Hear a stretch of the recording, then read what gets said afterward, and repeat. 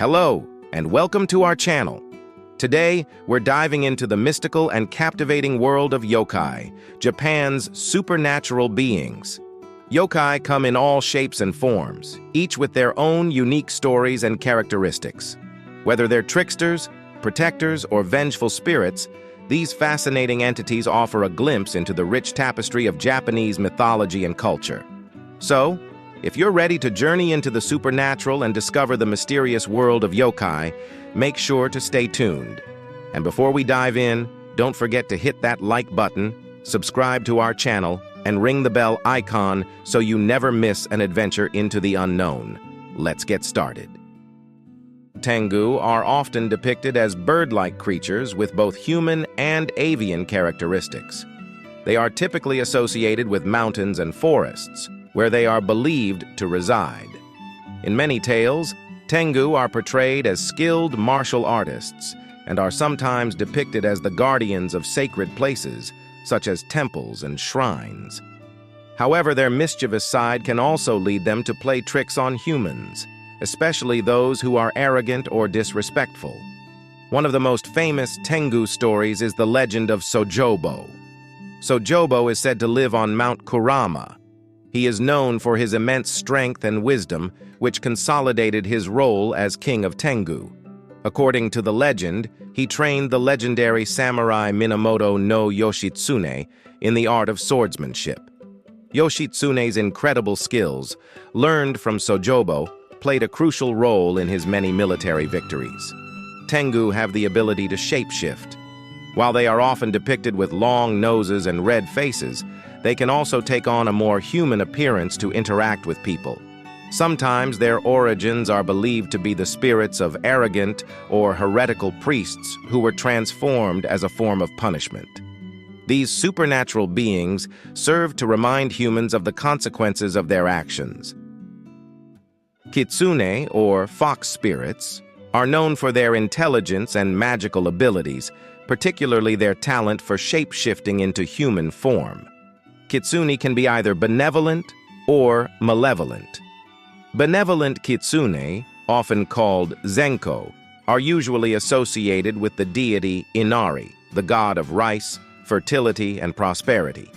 These foxes serve as messengers and protectors, bringing good fortune and blessings.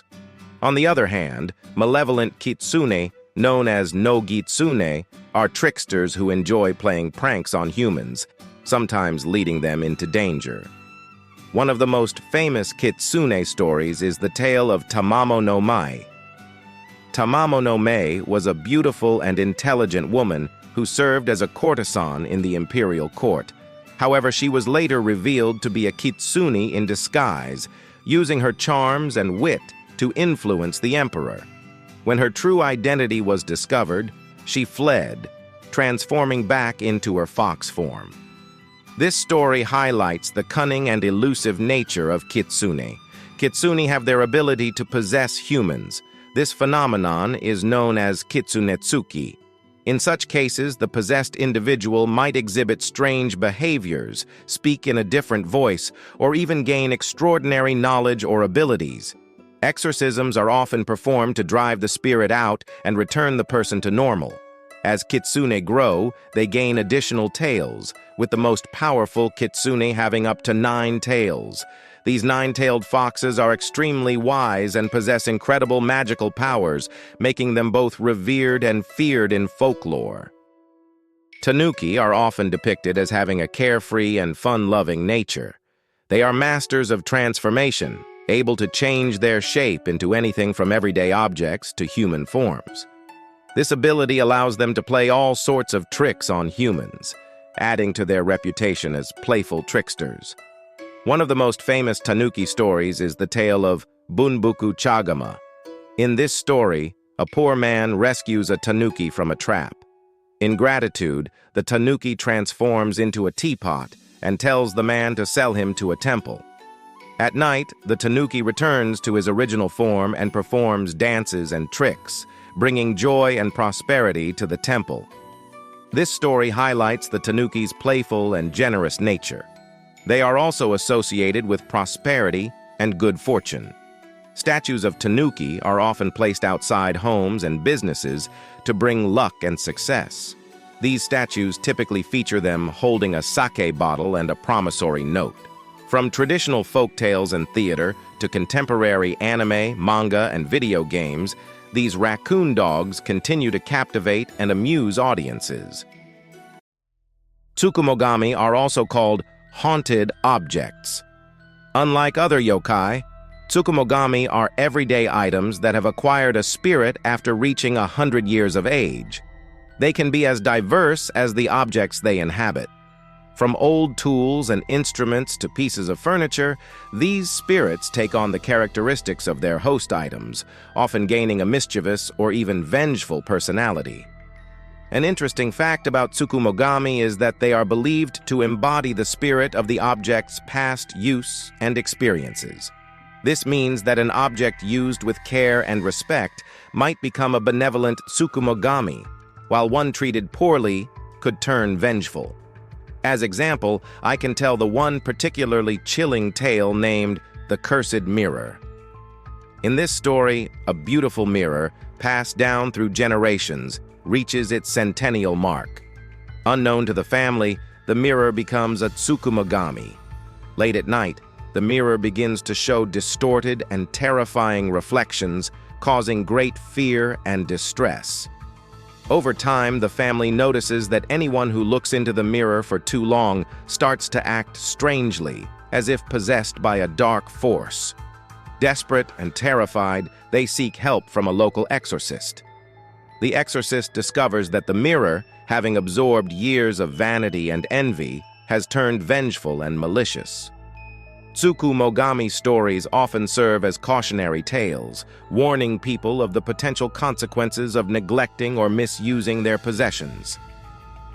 Yuki-onna is a beautiful yet deadly spirit associated with snow and winter, known for her enchanting appearance and tragic tales. Yuki-onna is often depicted as a stunningly beautiful woman with long black hair, pale skin, and piercing eyes. She wears a white kimono, blending seamlessly with the snow-covered landscape. Despite her beauty, Yuki-onna is a fearsome spirit, capable of luring travelers to their doom during snowstorms. One of the most famous stories of Yuki-onna is the tale of the Snow Woman. In this story, a young woodcutter named Minokichi and his mentor encounter Yuki-onna during a severe snowstorm. The spirit kills the old man with her icy breath, but spares Minokichi because of his youth and beauty. She warns him never to speak of this encounter, or she will return to kill him. Years later, Minokichi meets a beautiful woman named Yuki and marries her. They live happily and have children. But one night, Minokichi tells Yuki about his encounter with Yuki-onna. To his horror, Yuki reveals herself to be Yuki-onna. She spares his life for the sake of their children, but vanishes into the night, never to be seen again. Yuki-onna stories often reflect themes of beauty, danger, and the harshness of winter. Her presence in folklore serves as a reminder of the deadly power of nature and the transient beauty of life. Known for their immense strength and malevolent nature, Oni are one of the most fearsome yokai you'll encounter. Oni are often depicted as large, fearsome creatures with horns, sharp claws, and wild hair. They usually have red or blue skin and carry massive clubs known as kanabo. These demons are notorious for their brutality and are often portrayed as the antagonists in many folk tales and myths. During Setsuban Festival, people throw roasted soybeans, shouting, "Oni wa soto, fuku wa uchi," which means Oni out, fortune in. This ritual is believed to drive away evil spirits and bring good fortune for the coming year. A well-known but creepy legend about this yokai begins in a small, isolated village at the foot of a dark mountain. The villagers lived in constant fear of a monstrous Oni that resided in a nearby cave. This Oni, known as Shutendoji, was infamous for his insatiable hunger for human flesh and his love for terrorizing the villagers. Shutendoji would descend from his mountain lair under the cover of night, snatching villagers from their homes and dragging them back to his cave to devour them. The village lived in perpetual terror, unable to defend themselves against the monstrous demon. One fateful night, a wandering samurai named Minamoto no Raiko arrived in the village, who vowed to defeat Shutendoji. With a group of his bravest warriors, Raiko ventured into the dark mountains to find the beast. Disguising themselves as monks, they offered the Oni a potent sake infused with powerful sleeping draughts. Shutendoji, believing the sake to be a gift, drank deeply and soon fell into a deep slumber. Raiko and his warriors seized the moment, attacking the sleeping demon with all their might. But as they struck, Shutendoji's eyes snapped open, and he roared with fury, realizing the betrayal. The cave shook with the force of his rage, and the battle that ensued was fierce and bloody.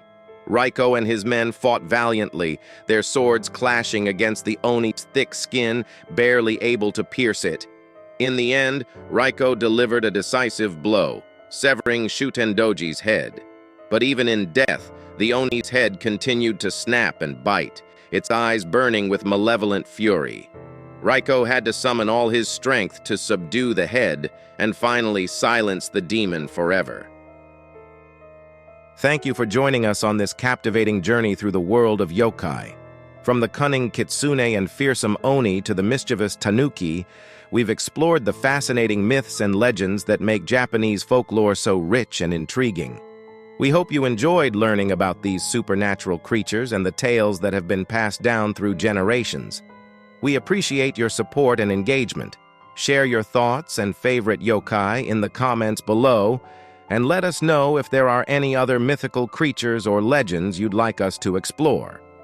Until next time, stay curious and keep the spirit of adventure alive.